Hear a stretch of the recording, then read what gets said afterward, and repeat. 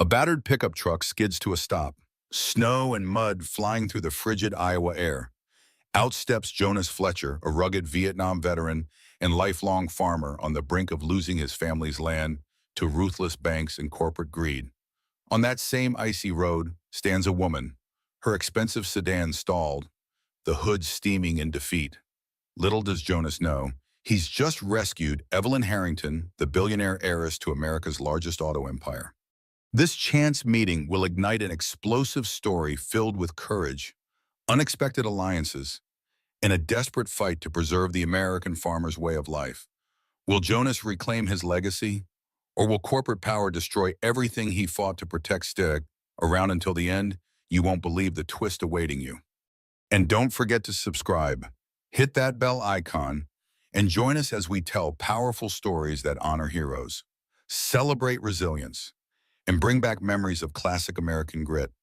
Jonas Fletcher was 67, but he felt a century old as he trudged across the frozen mud of his farm in Willow Glen County. Once, this land had been his pride, a legacy nurtured through generations of Fletchers ever since his great-grandfather built the first barn on a hill overlooking the valley. Now it felt more like a debt-ridden husk of its former glory. The bitter December wind stung his cheeks as he paused to catch his breath, leaning on a fence post that had seen better days. He had served in Vietnam decades ago, fought for his country, then returned to this parcel of dirt and grass, determined to raise a family and continue the lineage. For a while at work, Jonas married his sweetheart, Claire, and poured his soul into each harvest. They had a daughter, Lily, who grew up climbing trees in the backyard and feeding the goats by hand. But tragedy struck the family like a sudden storm. Claire fell gravely ill, and within a year, Jonas lost the love of his life to cancer. Lily moved to another state soon after, trying to escape the sadness that clung to the farm like a perpetual fog. In the meantime, Jonas stayed behind, determined, perhaps stubbornly so, to keep the farm afloat despite bank notices and merciless crop failures. Over the years, his nights had grown unbearably quiet. No squeak of a rocking chair beside him, no kind laughter from the kitchen. He often found himself standing in the living room, gazing at the old photographs of Claire in her Sunday dress and Lily as a toddler perched on his knee. Each snapshot was a testament to a life that felt increasingly distant. Whenever the memory of war returned, hot nights in a far-off jungle, bullets whizzing by, Jonas would close his eyes and recall how Claire's embrace had grounded him. But now, with her gone, he braved each day alone, drifting into a routine of solitude and hard work that never seemed to pay off. His battered pickup truck was a 1982 model, still running through sheer force of Jonas's will. It rattled and growled like an old soldier with too many injuries, refusing to die. Jonas was proud of that truck. He'd spent countless hours under its hood, swapping out hoses and belts, patching it with duct tape and borrowed parts. Yet even with all his mechanical know-how, the battered irrigation system on his farm had proven a tougher adversary. Another pipe had burst last week, flooding the north field and causing thousands of dollars in damage he couldn't afford. The bank had called again yesterday, someone named Holcomb from the acquisitions department, asking if Jonas would consider selling. He'd ended the conversation curtly and thrown his phone onto the table. The notion of letting go of his land felt like a betrayal to the generations before him, but deep down, he wondered how much more he could endure. That night, he prayed for a miracle the way only a man who has lost everything can pray. Kneeling by the worn-out recliner he used as a bed, Jonas bowed his head and whispered a plea into the stillness. He wasn't sure if God was listening, but he hoped some grace might drift across his fields like a gentle morning fog, bringing salvation where he saw only ruin. Little did he suspect that salvation might come in the form of a stranded stranger on a lonely county road, and that everything he clung to would soon be turned upside down. A frigid dawn broke over Willow Glen County the next day, with pale sunlight illuminating the winding back roads. Jonas was driving his old pickup toward the co-op market, where he hoped to find a discounted pipe replacement, when he spotted a glossy black sedan parked askew on the gravel shoulder. It wasn't just any sedan, brand new, sleek lines, tinted windows, and a distinctive silver emblem he'd only seen in car magazines. The front hood was open, and a woman stood nearby, pacing in frustration with her cell phone pressed to her ear. She wore a tailored wool coat, the color of midnight, and high-heeled boots completely impractical for the muddy roadside. Jonas slowed the truck, unsure at first whether to help. His instincts told him folks around here often pitched in when someone was in trouble, but he also had a lifetime of wariness about strangers, especially ones who appeared to hail from a different world entirely. The woman noticed him, relief flickering across her face. Jonas pulled over, the pickup's engine sputtering in protest as he stepped out. "Morning," he said gruffly, rubbing his gloved hands together. "Car trouble," she ended her call, eyes darting from the battered truck to Jonas's weathered face. "Yes," she replied, exhaling a frosty breath.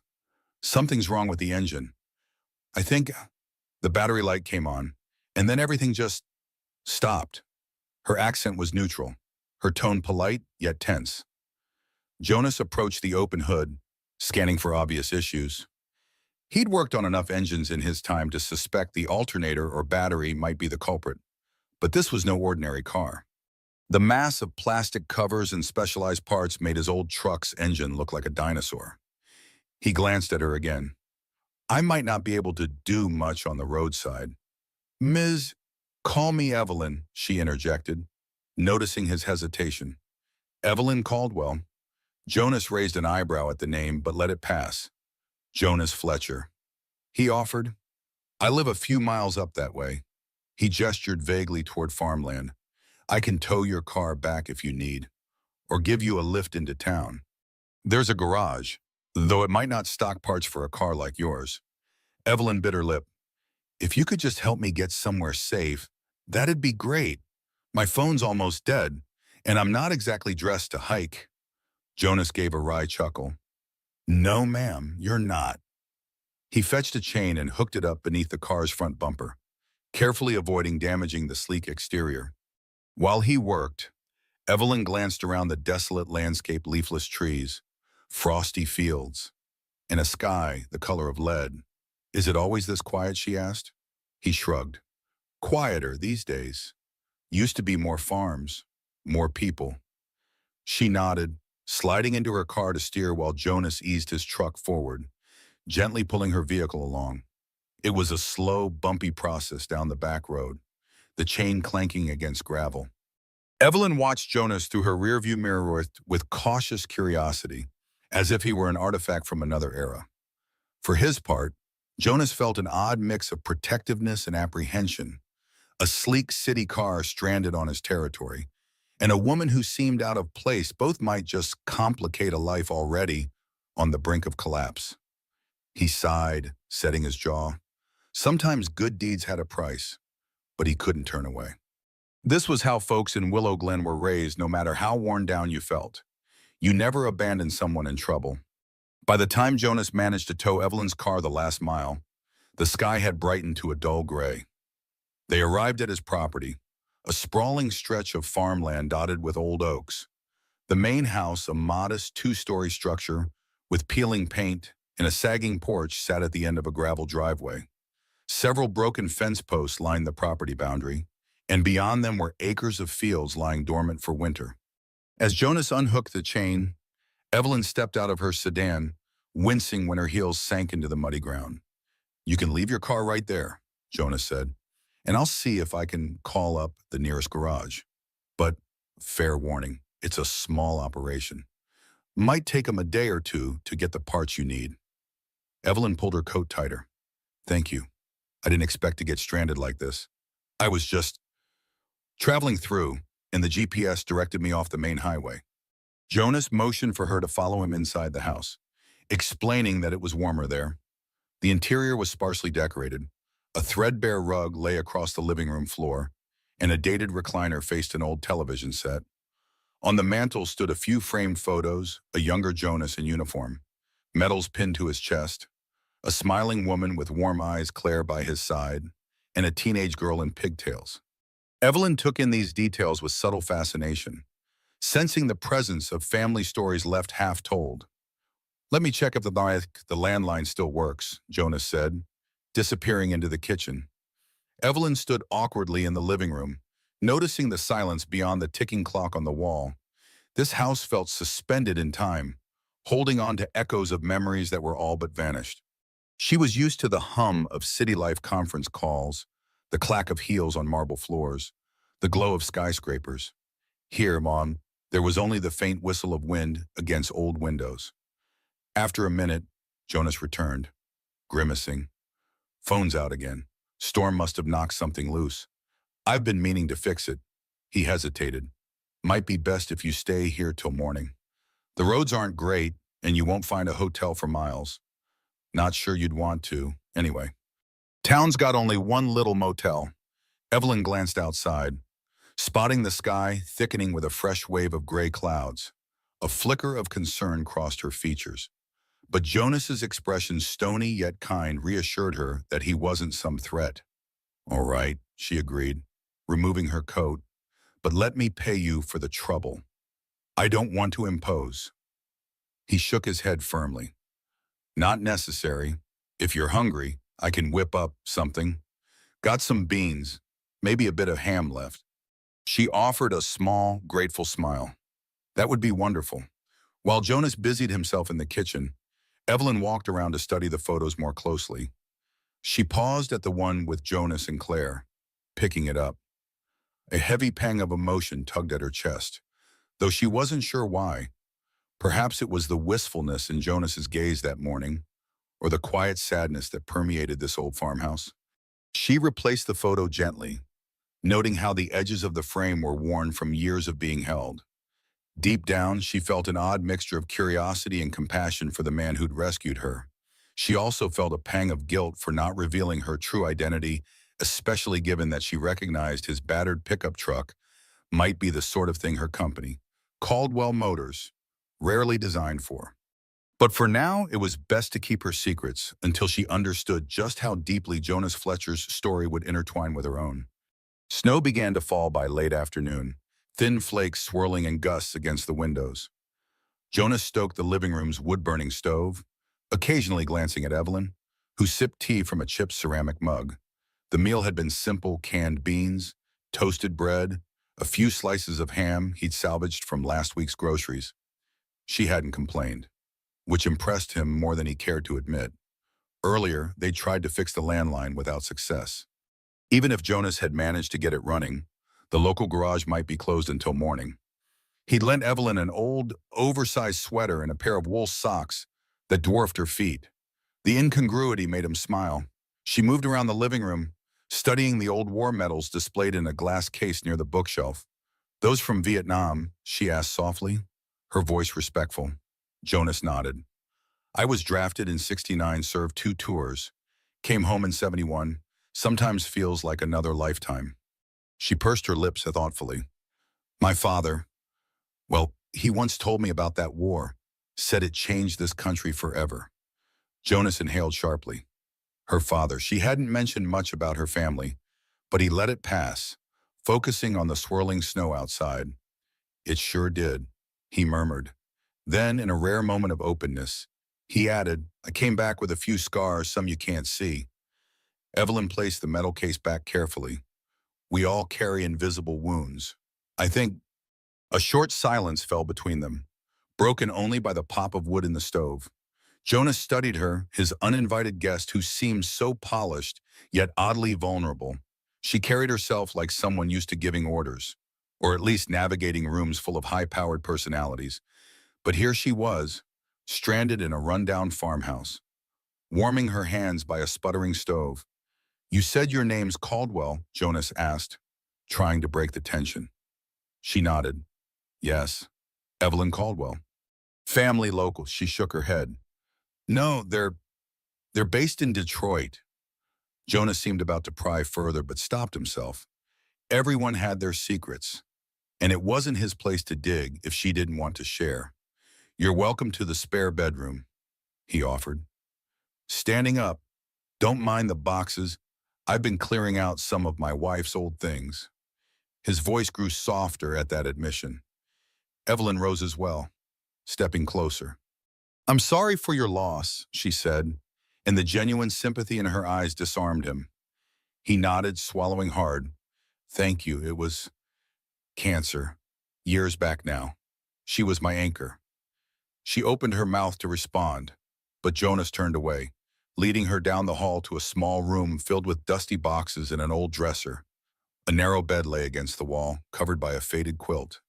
Here, he said, flipping on a lamp that cast a weak yellow glow. Heat's not great, but the quilts are warm. If you need anything, I'll be in the living room. She set her mug on the dresser. Thank you, Jonas. I really appreciate your kindness. He nodded and left quickly, heart pounding with a mixture of awkwardness and something else he couldn't quite name. Perhaps it was the realization that, despite his hermit-like existence, he found himself wanting to learn more about this mysterious woman. He wondered if he'd regret opening his door so readily. But that was the way of Willow Glen people helped each other. Come what may, outside the snowfall thickened, blanketing the fields in a pristine layer of white.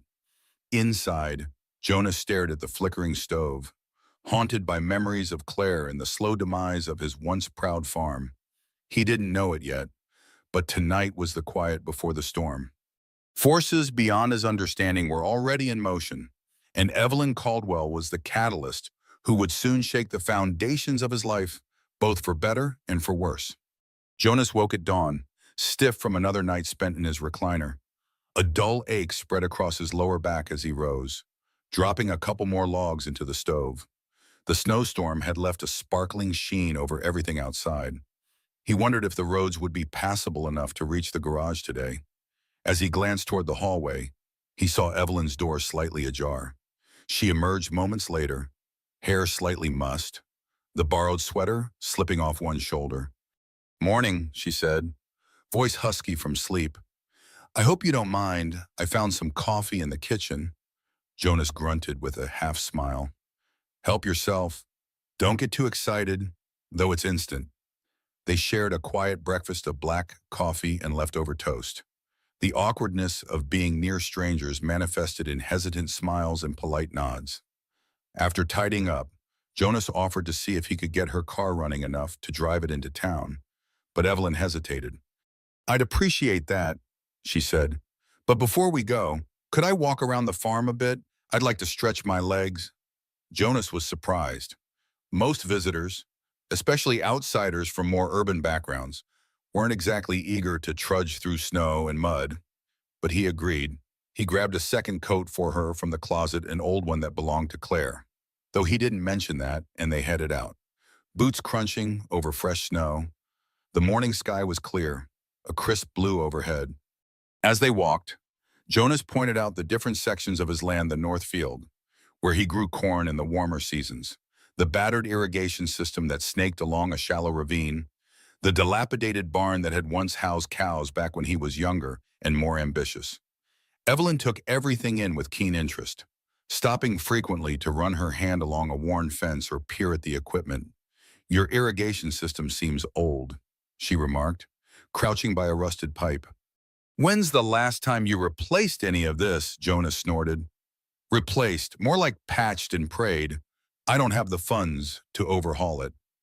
Bank's been on me to sell, but He trailed off, jaw tightening at the thought of losing this place. Evelyn nodded, empathy in her gaze. "If you did have the money, would you modernize it? Maybe switch to a pivot system or drip irrigation?" He blinked, surprised at her knowledge. "Yeah, or bury some new lines. But that's tens of thousands of dollars, maybe more. This farm doesn't generate that kind of cash these days." They reached the barn, and Jonas swung open the large doors. The interior smelled of hay and damp wood. Old tools were stacked in a corner, remnants of the farm's more prosperous times. Evelyn ran her fingers over a broken plow, then turned to Jonas. "You ever think about other ways to save this place?" she asked gently. He shrugged. "I've tried loans, side jobs, renting out parts of the land. Nothing stuck. I'm not a young man anymore. It's hard to keep dreaming." A flicker of something passed over Evelyn's face, pity, or perhaps respect. She took a step closer. "For what it's worth," she said, voice quiet, "I admire that you've held on so long." Jonas met her gaze. For the first time, he felt like someone was actually seeing the years of toil etched into his hands, the grief in his eyes, the loyalty anchoring him to this farm. But what he didn't yet grasp was that Evelyn Caldwell had come to Willow Glen with more than just passing curiosity. Within the next few days, she would reveal exactly why she seemed to know so much about irrigation systems and industrial machinery, and the truth would rock Jonas Fletcher to his core. They spent the rest of the morning in the barn, tinkering with Jonas's old tractor and exploring tools he hadn't touched in years. Evelyn asked a dozen questions about how Jonas kept his farm vehicles running, delving into everything from spare parts sourcing to homemade fixes. He answered patiently, occasionally impressed by the pointed nature of her inquiries. When lunchtime approached, they trudged back to the house, cheeks flushed from the cold. Jonas rummaged through his nearly empty pantry, producing a can of soup and some crackers. Evelyn didn't complain about the meager fare. In fact, she seemed more concerned about whether he was eating enough herself. Over steaming bowls, Jonas explained he had often skipped meals to save money. She looked stricken but said nothing, clearly wrestling with her own thoughts. Once they finished, Jonas suggested they try to see if her fancy car would at least turn over. In daylight, the machine looked even more out of place, sleek lines caked in mud, glinting metallic paint contrasting the humble surroundings. Jonas popped the hood, rummaged around with his multimeter, and confirmed his suspicion the alternator was shot. The battery, drained, would barely hold a charge. Evelyn stood behind him, her arms folded against the cold. "Is it fixable?" she asked quietly. "Maybe, but it'll take parts we won't find around here easily." Jonas closed the hood. "We'll have to tow it to the garage in town. See if Milt the mechanic can order what you need." She sighed, a mixture of exasperation and resignation crossing her face. "All right, let's do it." It took an hour for them to secure her sedan to Jonas's truck and navigate the icy back roads into Willow Glen's tiny downtown. The town comprised a single main street lined with a handful of shops, a barber, a diner, the co-op, and a small hardware store. Milt's garage sat at the far end, its sign peeling, the interior cluttered with half-disassembled engines and oil drum. Milt, a barrel-chested man in his 70s, greeted Jonas warmly, ignoring Evelyn's city clothes as if by long habit. "Well, if it isn't Jonas Fletcher," he said with a toothy grin. "What contraption you bringing me now?" Jonas grunted. "Wish it was my truck, but it's her car." He gestured to Evelyn. "It's fancy. Milt. So I'll bet we'll need to do a special order." Milt scratched his chin, peered under the hood. "Yep, that's a Caldwell Motors piece of machinery. Top of the line." He shook his head. "I can order an alternator. Might take a few days if the warehouse doesn't have it in state." Evelyn winced, but she nodded. "Do it, please. And, well, I guess I'll have to stick around until then." Jonas expected a protest, some annoyance at the delay. Instead, Evelyn seemed almost calm, as though she had anticipated or accepted that fate would strand her here longer than planned. When Milt ducked inside to check parts availability, Jonas caught Evelyn glancing at the Caldwell Motors logo etched into the engine block, her eyes reflecting a complicated emotion he couldn't decipher. On their way back out of town, Jonas stopped at the co-op to grab feed for the goats. Evelyn tagged along, and to his surprise, she struck up a friendly conversation with the store clerk, asking about local produce and the town's history. Jonas watched, faintly amused. Perhaps this city woman was more adaptable than he thought.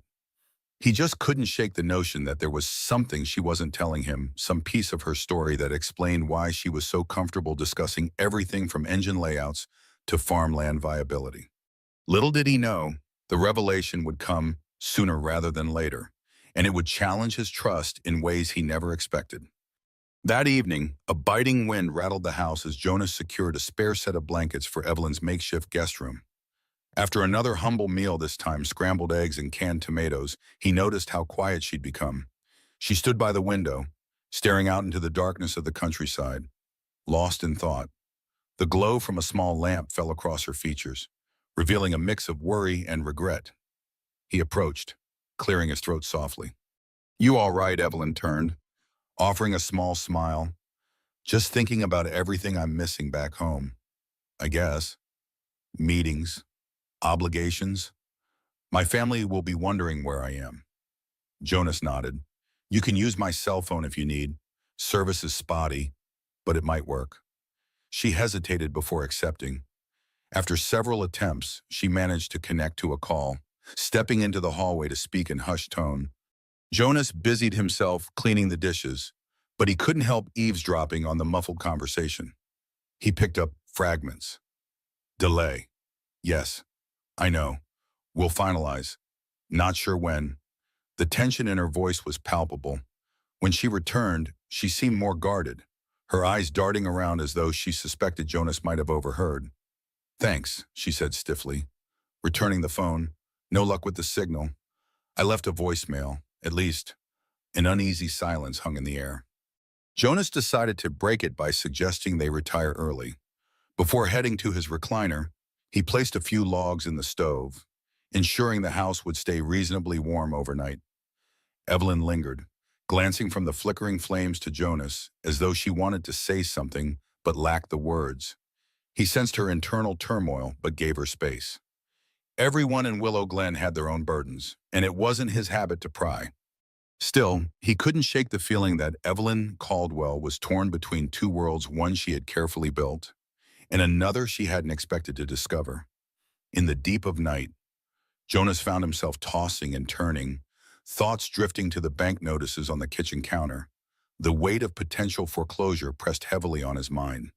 Then he imagined Evelyn in the spare room, curled up under old quilts, perhaps restless from the same restlessness that had plagued him for years. Outside, the wind picked up, howling around the eaves. He tried to pray again, but words failed him. Instead, he found himself remembering Claire's voice, her gentle admonishments to keep believing in miracles. A single kind deed can ripple across a lifetime, she used to say. Had Jonas's decision to help Evelyn been the kind of action Claire might have applauded? Possibly. But could that kindness also upend everything he thought he knew about his life, drifting in and out of uneasy dreams? Jonas saw visions of his younger self, kneeling in a Vietnamese rice paddy under gunfire, wishing he could be home, safe in Willow Glen. Now, decades later, the war inside him was different: financial ruin, lingering grief, an empty house echoing with regrets. But sometimes new battles brought unexpected allies. Even in the darkness of the farmhouse, something told Jonas that the stranger he'd welcomed in might be the key to a salvation he no longer dared to hope for. The following day dawned cold and bright. Jonas woke early, determined to fix a section of his irrigation pipe before the afternoon freeze set in. Evelyn insisted on accompanying him, despite his protests that she should stay warm in the house. Bundled in layers, she followed him to the east field, where a tangle of corroded joints and cracked PVC awaited repair. Jonas knelt in the snow, prying at a stubborn clamp with a screwdriver while Evelyn observed closely. "Tell me how this happened," she said, crouching beside him. "Storm damage? Bad installation? Old age, take your pick." Jonas gritted his teeth as the clamp finally gave way. "I've patched this thing so many times. It's a wonder it still holds water." Evelyn frowned, scanning the network of pipes. "If you had a modern pivot system, or even partial drip lines, you wouldn't be dealing with half these issues." He paused, peering at her. "You sure know a lot about farming methods." She glanced away. "I've read up on it. Different forms of irrigation, sustainable methods.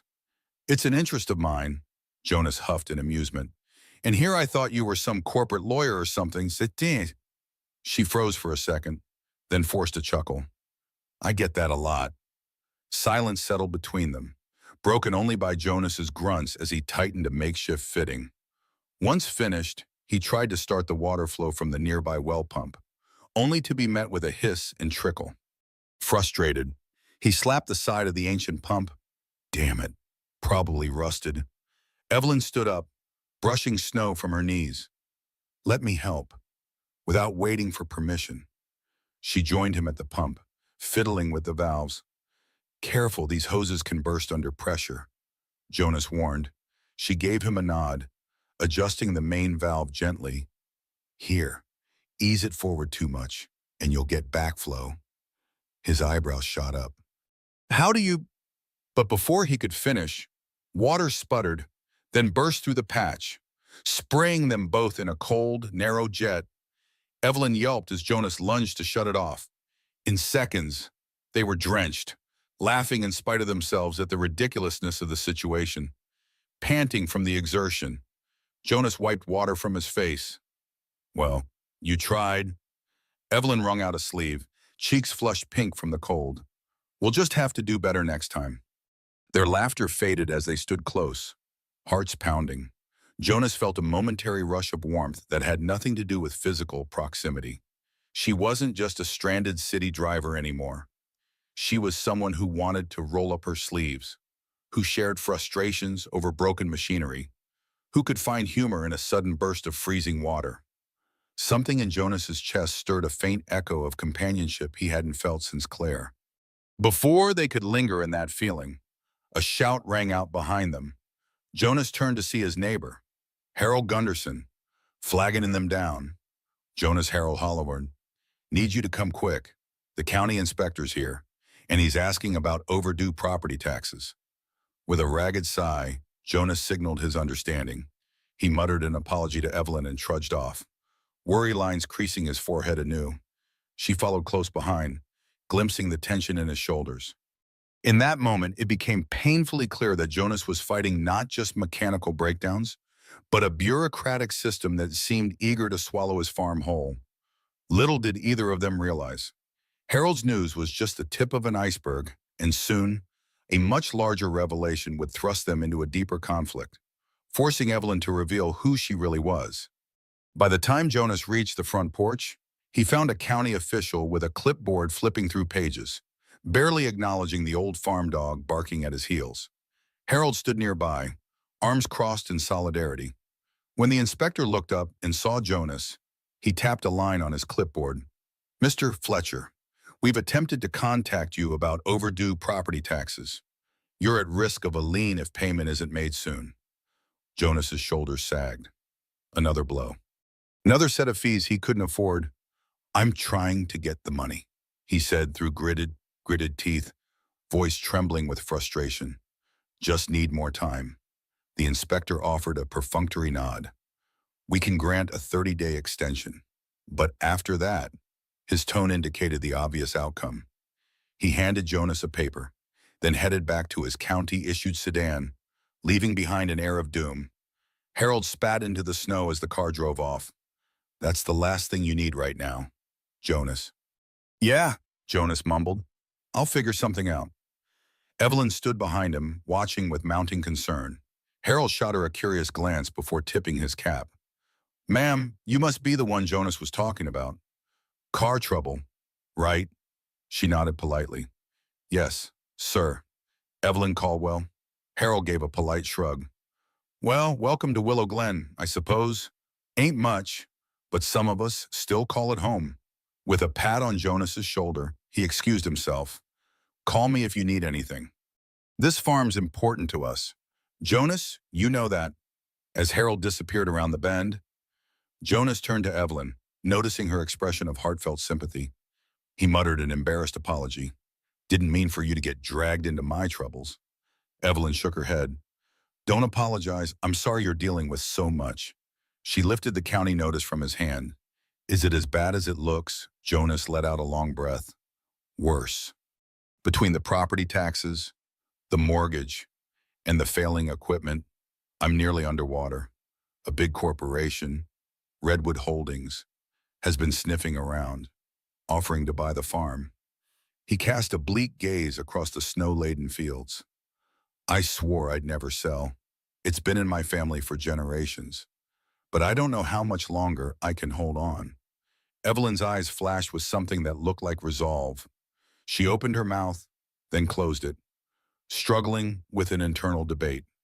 Finally, Tom, she spoke, her voice tight. Jonas, there's something I should tell you. He frowned, curious but wary. Okay.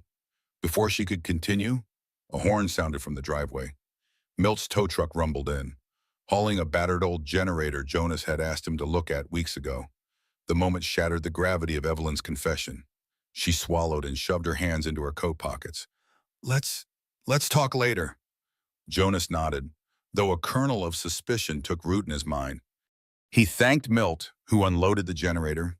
They chatted briefly about parts for Evelyn's car before Milt headed back to town. Once he was gone, the farm felt colder than ever, the winter gloom settling in. Throughout the rest of the day, Jonas noticed Evelyn's pensive demeanor, as if a storm brewed inside her. She helped where she could, covering the goats in extra straw, hauling hay to the lean-to, even assisting with the broken generator, but her gaze kept straying to the horizon. Jonas wondered what she was hiding. He sensed a tipping point. One more jolt, and her secrets might spill out, for better or worse. Night came swiftly, a deep chill setting in. Jonas prepared a modest supper: potatoes fried in a cast-iron skillet with onions and a sprinkle of salt. He watched Evelyn push the food around on her plate, her earlier appetite dimmed by worry. His own stomach twisted in knots at the thought of the looming tax deadline. Jonas, she began, her voice quavering slightly. We need to talk. Really talk.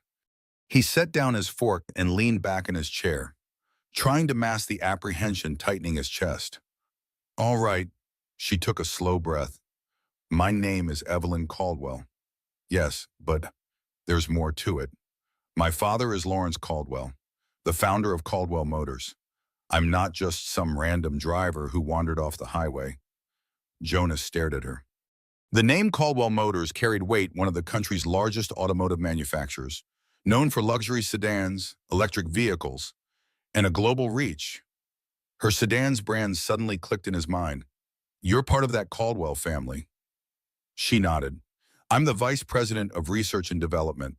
I came here on a sort of covert trip to understand how rural communities might benefit from a new line of vehicles we're calling the Legacy line. Vehicles designed for durability, ease of maintenance, things that big farms and small towns alike could really use. I wanted to see real conditions, talk to real people. That's why I was on that back road. I was surveying potential sites, not expecting to break down. Jonas let out a slow whistle, shock reverberating through him. The fragments of her knowledge about irrigation, mechanical systems, even her calm acceptance of her sedan's breakdown, all of it made sense now. But it also meant she'd deceived him. So you've been using me for research, he asked quietly, trying to keep the betrayal out of his voice. Evelyn's eyes brimmed with regret. No, at least, not like that. I truly did break down, and I really did appreciate your help.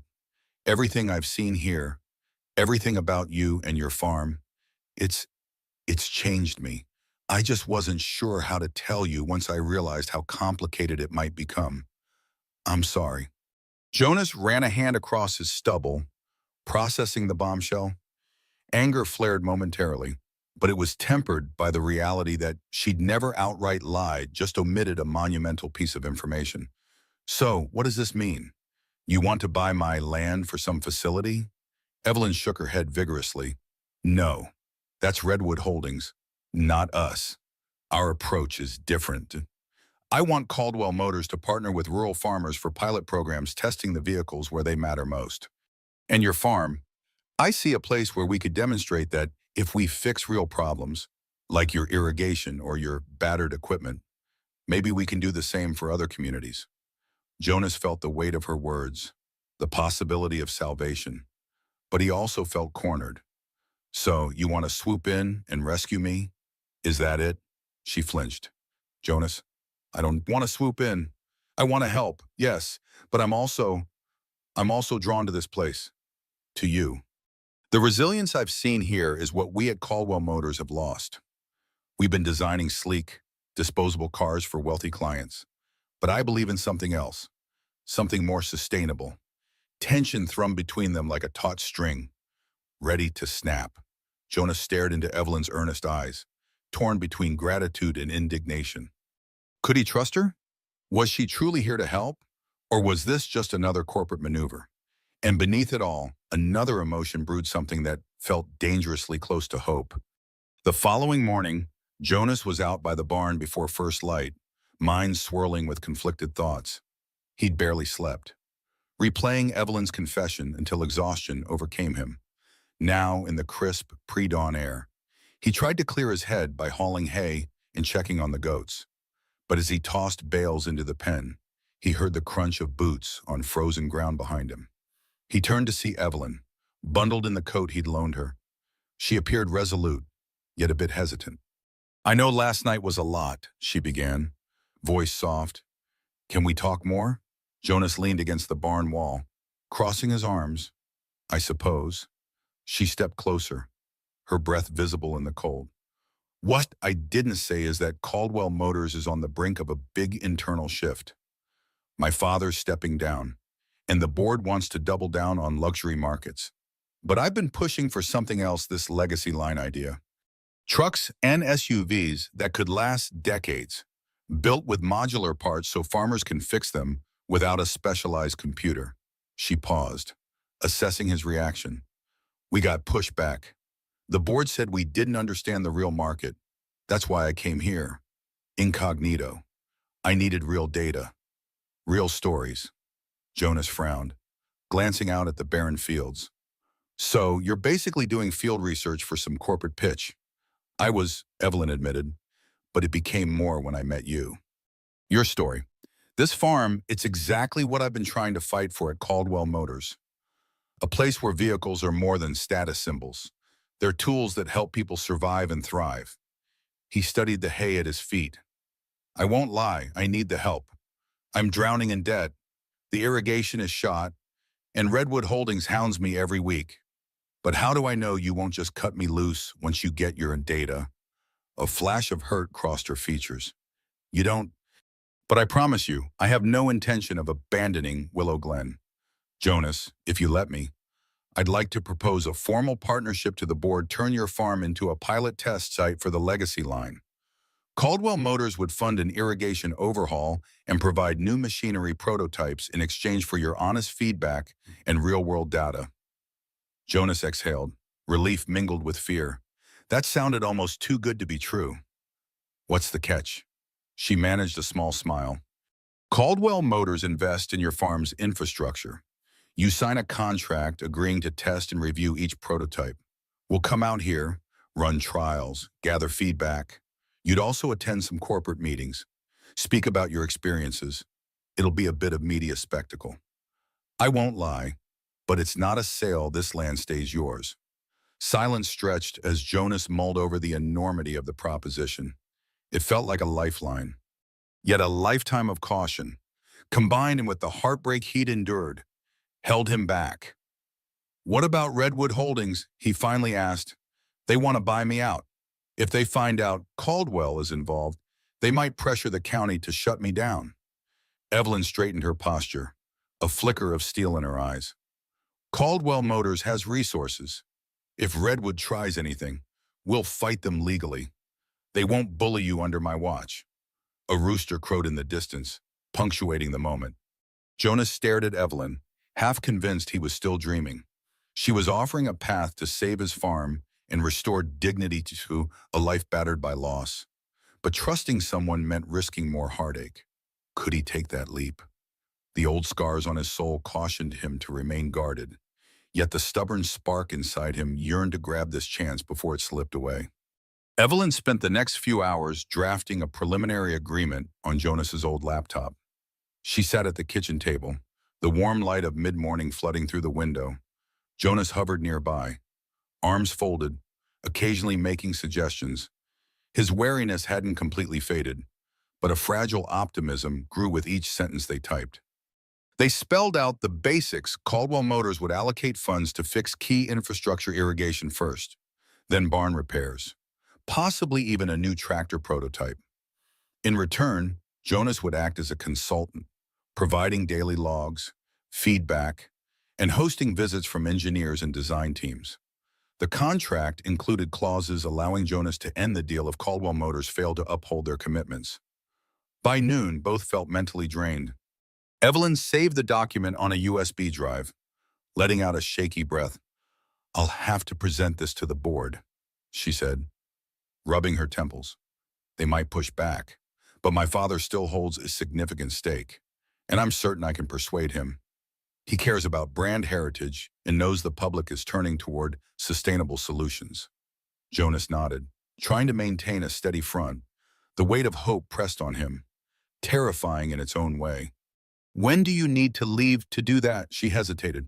Tomorrow, if the garage finishes the car, I'll drive to the nearest airport, catch a flight to Detroit. The mention of leaving made the house feel colder. Jonas busied himself clearing the table, not wanting to dwell on the sudden pang of loss. His life had been solitary for so long. Was he already bracing for a return to that loneliness sooner later? They walked the fields again, discussing potential areas for the test track Caldwell Motors might install. Jonas explained where the ground drained poorly, where the slope risked runoff, how the north field was better for certain types of vehicles. Evelyn listened intently, taking notes on a small pad.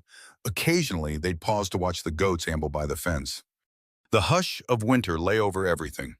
But for the first time in a while, Jonas didn't see the landscape as a burden. He saw it as a place of possibility. That evening, with the contract hammered out, Jonas found himself inviting Evelyn to join him in the living room. She sat in Claire's old rocking chair, legs curled beneath her, while he occupied the recliner. For a time, they shared quiet conversation about life in Willow Glen, the local church events, the soldiers Jonas knew who never returned. Evelyn confessed she'd grown up in a world of chauffeur-driven cars, elite boarding schools, and business dinners. She envied Jonas for having a home anchored in generations of tradition. Eventually, the talk dwindled, replaced by a companionable silence. Outside, snow began falling again.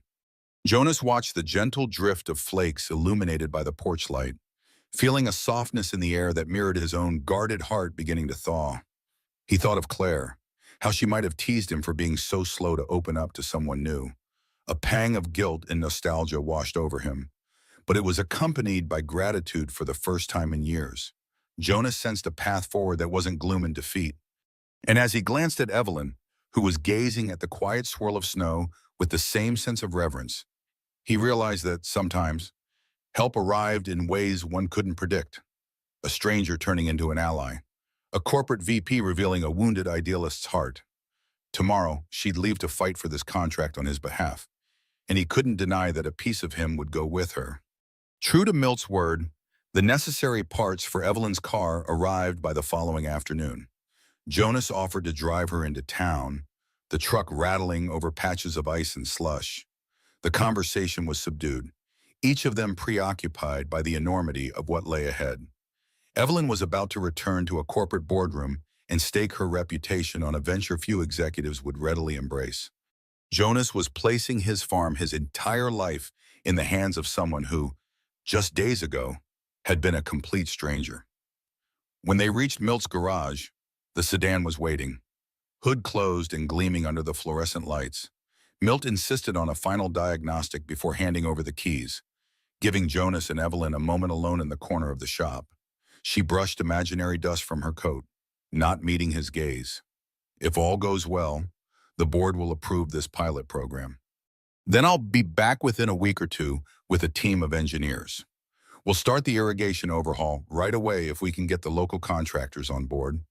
Jonas nodded, hands shoved deep in his jacket pockets. I appreciate everything. Evelyn, honestly, I don't know how to repay you. Don't think of it as repayment, she said, lifting her eyes to meet his. Think of it as an investment. One that can benefit Caldwell Motors. Yes, but also your farm, and hopefully many more like it. For a moment, he didn't know what to say. He glanced away at the clang of a wrench hitting concrete, the hum of a heater overhead. He wanted to tell her she'd already done more for him than she realized, restoring his faith in the possibility of a future. But the words stuck. Milt finally returned, wiping his hands on a rag. She's all set. Ms. Caldwell, runs smoother than ever. You should be able to get to Detroit without any hiccups. Evelyn smiled in thanks, then faced Jonas. I'll call you once I'm into the city. We'll schedule a video call or something to go over final details. He swallowed, fighting a sudden lump in his throat. Safe travels. Without warning, she stepped forward, Arms sliding around him in a brief but genuine hug, Jonas stiffened, then relaxed, returning the gesture, a warmth blossoming in his chest. Milt coughed politely, and Evelyn pulled away, cheeks flushed. "Thank you for everything," she whispered.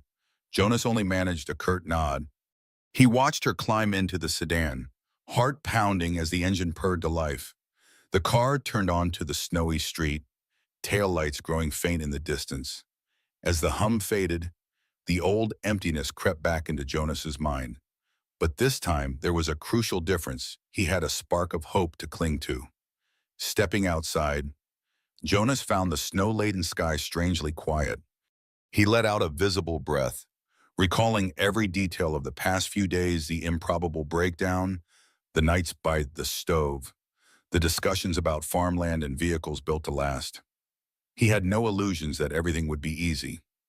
The Caldwell board might reject Evelyn's proposal outright. Redwood Holdings might tighten its grip. The bank might press for foreclosure, but for the first time in a long while, Jonas Fletcher believed he wasn't fighting alone.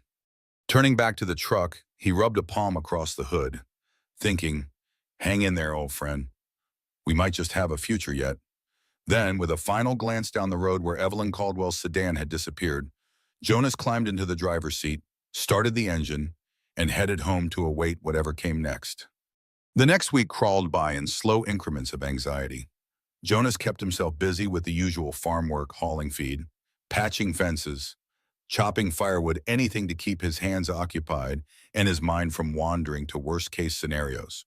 Evelyn called once to say she'd arrived safely and had scheduled a meeting with Caldwell Motors board. After that, radio silence. Winter had fully settled in, the fields glistened under a pale sun, and frost crystals clung to every fence post and tree limb.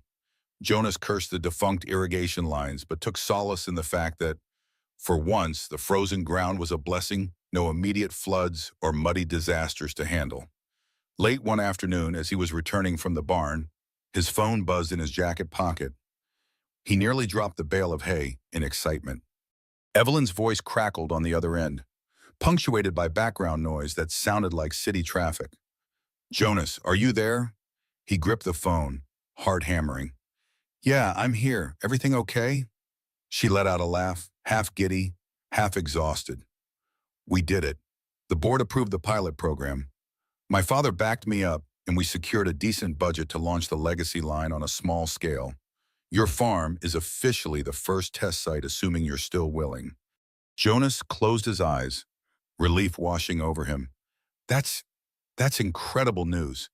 I'm definitely willing." Evelyn laughed again, the sound of triumph in her voice.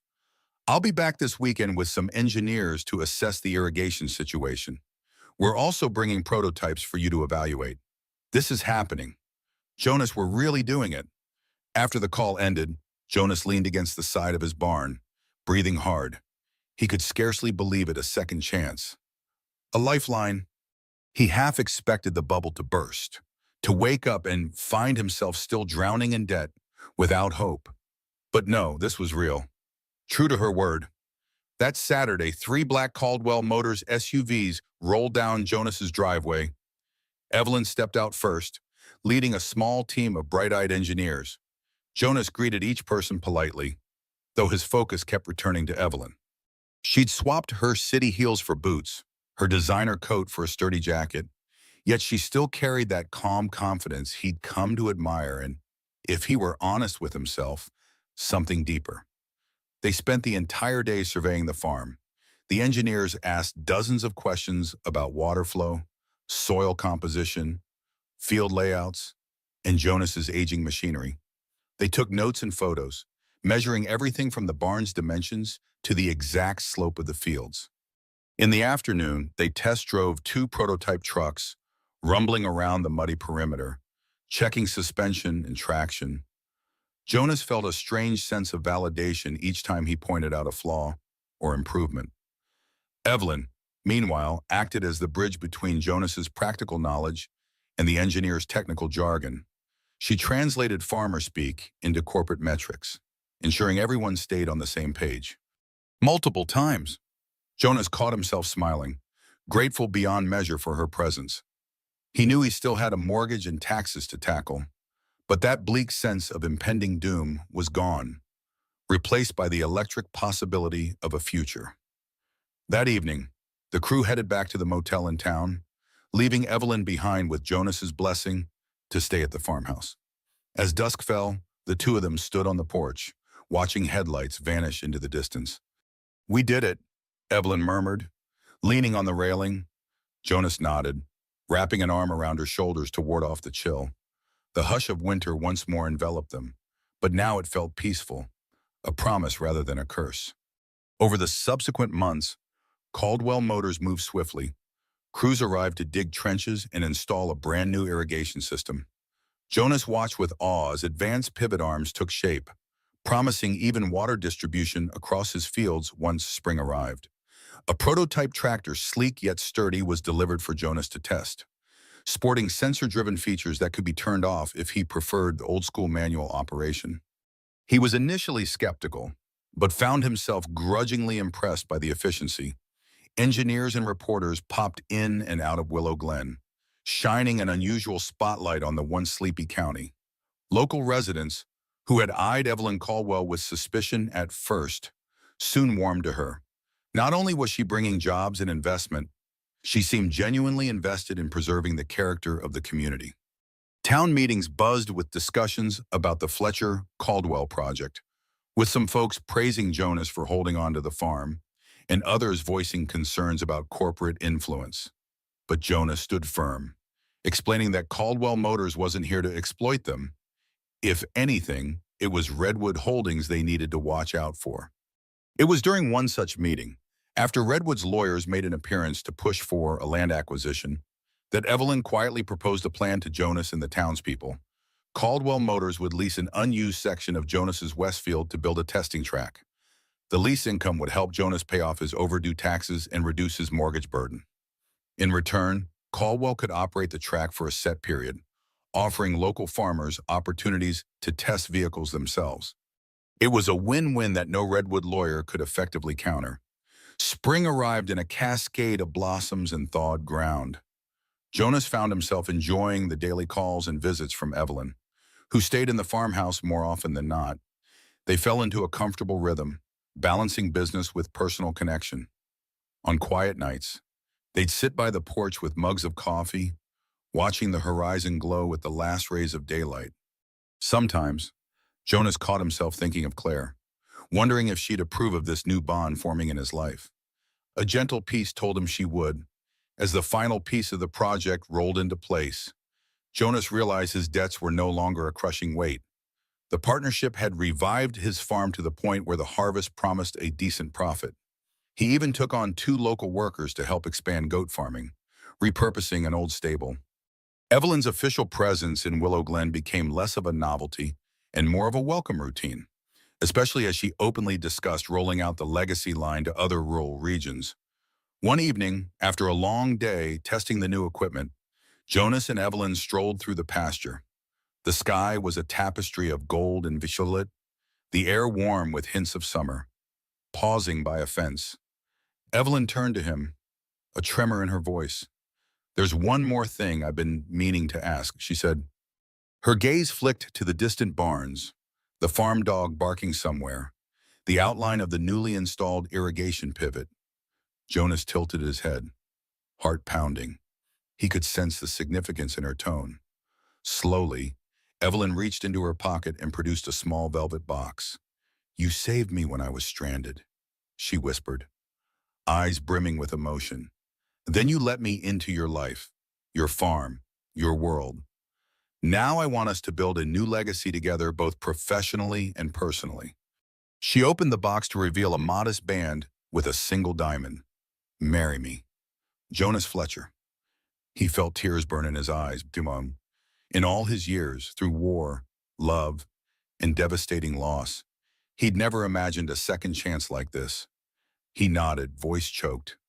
Yes, he managed, wrapping her in a tender embrace. Overhead, the twilight sky glowed, and the fields shimmered with promise. Together they would write a new chapter, forging a bond that honored the past but faced the future with hope. They stood there, farmer and heiress, sealing an unlikely union in the heart of Willow Glen County as the final ribbons of daylight faded into a gentle night. And in that quiet moment, Jonas knew that every broken pipe, every heartbreak, every lonely prayer had led him here to a life rebuilt not just on the fertile earth, but on the steadfast power of love. In the end, Jonas Fletcher proved that courage isn't just found on distant battlefields, but also in the heartland farms of America. He and Evelyn Harrington showed us that sometimes the greatest riches are measured not in wealth, but in integrity, compassion, and love worth fighting for. Their journey reminds us that it's never too late to stand up against corruption, save our cherished traditions, and build a legacy that honors our roots. What would you have done in Jonas's shoes? Could you see yourself taking on corporate giants to protect your family's heritage? Leave your thoughts in the comments below. Let's talk about the values that made this nation great. And if you enjoyed this powerful story of bravery and redemption, make sure to subscribe, hit that bell icon, and stay tuned for more unforgettable tales right here on our channel.